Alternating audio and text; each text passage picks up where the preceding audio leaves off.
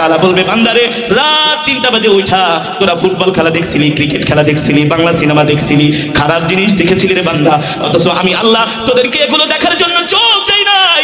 আমি আল্লাহ তোদেরকে 2টা চোখ দান করেছিলাম, গভীর রজনীতে উঠে উঠে তোরা আমার কোরআন পড়বি। তাহাজ্জুদের নামাজে চোখের পানি ঝরায়া আমার কাছে গুনার জন্য মাফ চাইবি, ঠিক কিনা বলেন?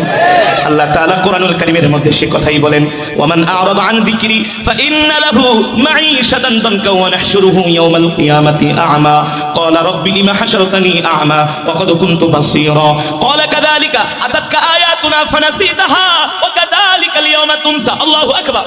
আল্লাহ তাআলা বলেন নবী দুনিয়ার মানুষদেরকে বলে দেন আমি আল্লাহ তাদেরকে যে চোখ দিছি এই 2 চোখ দিয়ে যদি তারা কোরআন না পড়ে আমি আল্লাহ হাসরের ময়দানে মানুষগুলোকে অন্ধ হিসাবে দাঁড়া করাবো। মানুষগুলো হাসরের ময়দানে অন্ধ হয়ে উঠবে, অন্ধ কেউ চোখে দেখবে না। তখন তারা আল্লাহ তাআলাকে ডাক দিয়া বলবে আল্লাহ দুনিয়ার জমিনে